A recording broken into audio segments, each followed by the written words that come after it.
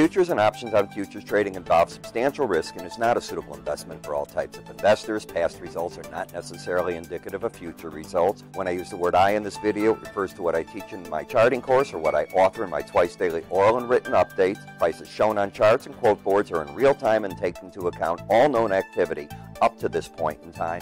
And if you'd like to read more of this disclaimer, simply hit the pause key on your video player. Good day. Ira Epstein of Linn Associates with your financial market wrap-up, and this is for actually Tuesday evening, May 22nd, 2018. It's 5:15 p.m. Central Daylight Time, which means we're into Wednesday trade in a number of markets. And yes, you're looking at the quotes as they're coming in right now. You can see the gold is down a little bit tonight. Silver's given back a little bit of the close. Dollar index doesn't open at this hour. We are getting a little bit of a bounce in some of the different currencies as well. The day was full of news, and how much of it is posturing and how much of it is real, we don't know. We know that the president said that the summit with Kim Jong-un of North Korea may not take place on the 12th, and it may. We have certain demands, he said, but how much of that's posturing? You're 3 weeks away. North Korea has a lot to lose. In between all then, China's going to be putting pressure on them. They need the finances, and the question is, how much are we really demanding for the first step of a meeting? And I write about that tonight in my updates. Before I get too far, because I know I'll forget it, I want to remind you I'm having my live webinar. It's by invitation only, and I've sent out invitations twice already. We are over 50% full already, so given it's 2 more days, you know you're going to hit, I'll hit my license. In other words, what fills it up most likely with people signing up. I'll be discussing different charts, techniques. I answer your questions. You bring them, you write them in, I read them back on the screen, and away we go. I can't have everybody talking, otherwise we'd hear breathing and talking the whole time, which is too large when you get a big conference. But it should be fun. If you don't have your invite, you can click up here at any time, by the way. It'll take you right to the page, and it's always www.iraepstein.com/webinar to confirm, and then when you confirm, you'll get the link for the meeting itself and a password to get in. All right, but we're talking about the markets, and let's just go and see where we're at. You know, for the past couple of weeks, we've been trying to stay over the 18-week average of closes, and the market's been able to do it. It rallied back from 25.9775 weeks ago, back into now the 27.25 level. Support still at the 18-week average of closes at 27.02. So the market still has what I'm going to call an upside bias to it. When we look at the action today, you had an outside day down. So is this a distribution top, or just exactly what is that formation? One of the answers will be if the market can get over Tuesday's highs on Wednesday or Thursday, then I say you've created a bear trap where the market, by taking out today's high, tries to go for another leg. If not, maybe the market tries to sink back. Now, sinking back to what? At this point, the pattern, and this is the swing line study. Here's the same chart without the swing line study. What the swing line study does is it looks at the previous day's action, and via a set of rules that I wrote when I created the indicator, it gives me a very fast ideas to 2 things. Number one, is the market trending? Definition of an uptrend: higher lows, higher highs. In this case, yes. What's the risk associated before that trend is broken? Getting down under 27.0875. So I know all that right away. That doesn't mean it turns bearish. It means that that pattern would disappear. First support in this market is the 100-day average of closes. Now, if you look at how many days over, we've got roughly 2 weeks where the market has been able to stay over that. In that time frame, what's happened is the 100-day average has gone sideways, and if you look at the 18, it's been gradually arcing its way up to meet them. Should the 18 get over the 100-day, you'd get that common term called a crossover, and traders would label that a bullish crossover. Why? Because if that happened, and it hasn't, you'd have the short-term average, the 18, over the medium-term 100, and the 100 would be over the 200. That would be the definition. Where's potential resistance? back up at the upper Bollinger Band, 2765. It's pretty far away. It's 40 handles away, as we call it. Each point in futures and S&Ps are called a handle. So support, first layer here. But if you go for the second layer, you break the chart pattern. So I think the game is going to be for the bulls, which already have the embedded reading, to defend it and not let this number, the red line, get under 80. I'm not as worried about taking out 2708.75 as I am about the red number. Why? I create a hierarchy of trade. In other words, a hierarchy means if I take the name off the chart, I have different indicators that I look at that take precedent number 1, 2, 3, 4. Everything's a filter on everything. The strongest happens when a slow stochastic study develops either momentum to the upside or downside, which isn't the big indicator. The big one's when it embeds. When both numbers either go over 80 and stay there for several days or more, and I don't even have one where it's gone under 20 and done that, or did it do it right here? It tried, it never did it. So we've seen more bullish bias than bearish. We know that. It's still that way. You've got to take the bullishness away from the market, and that means the bulls fight to keep it, and that means they're buying on pullbacks. That's what I think's going on. You lost that indicator in the NASDAQ, and I've said that a few days in a row. It lost it when you came down like that. What else do I say when that occurs? It is not uncommon for that index or that futures contract, whatever it is, when it loses an embedded reading for price in the 18-day average, to try to make a run at each other. Now, the longer it takes, if you've had a bullish bias, it's telling you the market's stronger than you might have thought. But you're still overbought at this point. So I think the bulls have lost, if you will, the momentum in that market. In the Dow, you have the pattern of higher lows, higher highs.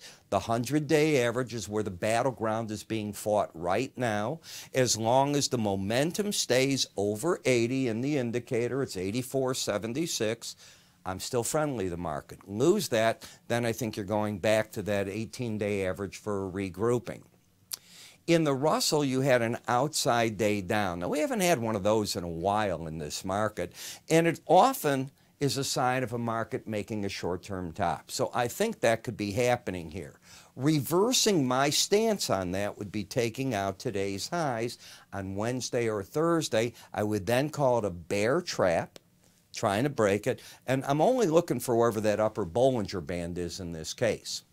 In the VIX, I expect sideways action, and what the market's basically done is, since it blew up back here in February, it has pulled back to more of a norm that it had at the end of the year in 2017, but it has increased the volatility somewhat, so the trading range has been staying over what that range is there. And I think you see that in the volatility we're having. So we'll see where that carries you. In the bond market, we still have a pattern of lower highs, lower lows. Yes, this high did not yet take out that one, but you're oversold. We have FOMC notes coming out tomorrow. It wouldn't surprise me that the market wants to get neutral getting into that. And then we have the FOMC meeting in June, where the Fed probability of a rate hike is still extremely high. So I'm still looking that the market might get a correction, but as long as it stays under the 18-day average, my bias stays down. I know we're oversold, and you correct an oversold condition typically by rallying or embedding. It's not embedding, so it wouldn't surprise me to get a rally. No, it's not bullish. It's just a bear market rally at that point. In the slow stochastics in the 10-year note, one of the numbers is already over 30. It'll take the blue number, the K and D line, which is the D in this case, to get up and over 30. And then I'm no longer in the oversold area. And I do think the market could get back to the 18-day average and fight its battle there. When we take a look at TLT, which is going to load in right now, there you go. The market has a pattern of lower highs. Now, if we look at today, 117.35 did not take out the high right here. That's in the 117, if I'm right, 50 area. Let me just see if I can get back and forth. There we go. It should do it now. Right here, 117.53. You know, you memorize so many of these numbers. I can walk around the office and look at a quote screen and have an idea, are things bullish or bearish, but it's second nature because you're doing it all day. Well, as I'm looking at this market, if it just gets over yesterday's high, which was 117.38 with today's type of pattern, you could end up with a pattern of higher lows, higher highs, which neutralizes the current bear trend and might lead you back to that 18-day average of closes, which again, I like to see markets get neutral in front of key events. The key event could be next week's, or actually it's a couple of weeks away, it's about 3 weeks away. Isn't it right around the time of the North Korean supposed summit? I think that's when the FOMC meeting is. I'll check. In the dollar index, higher lows, higher highs, bullish. Momentum still up, but you'll notice that suddenly the red line is starting to arc down. Now, if it arcs down and gets under 80, I'd look for price in the 18-day average to make a run. It would sort of fit in with the bonds and notes getting a rally up, which lowers yields, doesn't raise them, and the dollar giving something up. When we go to the euro currency, it's knocking on the door. It's trying to get over 20. If it does, it loses its bearish momentum, and maybe you make a run to the 18-day average to start the party again. This has been a heck of a bear run in the market, and at any point you can pause for literally no reason at all. In the British pound, you are still much more in the bearish camp than the bullish camp. Notice this number is nowhere near the 20 just yet. It can happen, but it's not like you are over here where the market's at 19.19. So when I get that close, I get a bit more concerned. In the end, still have a fully embedded reading. Therefore, the major currencies that I look at are still bearish against the dollar. Maybe they're ready for a bounce, but that's about all that I could say. Bitcoin, as I told you, stepped out of its downtrend, but now something else is happening. If you take a look at both numbers, they're under 20, and this is today, Wednesday. Remember, I'm already into Wednesday trade. Yesterday, Tuesday, even though it's Tuesday, I know it's crazy, both were under 20. The day before, they weren't. You're oversold. Will the market on Thursday, remember, this is Wednesday's trade, Thursday, be able to embed? Any way I go about it, you're oversold and out of a downtrend. When I come to the energy market, the Brent versus the WTI crude, you made one peak at $7.73. It dropped back under $7. Now you're back to $7.40 in round figures. When we take a look at where the market's at, you've got higher lows, higher highs, still have an embedded reading. When I look at that, and that's how I teach in my charting course, you learn to not spend a lot of time on a chart. And while I have this name bold up here for you, often on my charts, I can even gray out the name of the chart. I like to look at the pattern. Am I interested or not? It's that simple. Then I'll go in and take another look, dollar risks and things of that nature. WTI crude, embedded reading. You know I'm in the bull camp as long as that's happening. Gasoline, embedded reading. I'm in the bull camp. Yes, the markets have been hitting upside targets on the upper Bollinger Bands, backing off, and they're getting gobbled up each time as we get that. Will we get a bit of a peak in the market as the Memorial Day weekend comes and then the market backs off? Don't know. In the nat gas, higher lows, higher highs, trying to embed. We haven't had that first heat wave yet either. So I have been, I think, pretty consistent with you in just saying the danger in being short is, number one, the chart's bullish.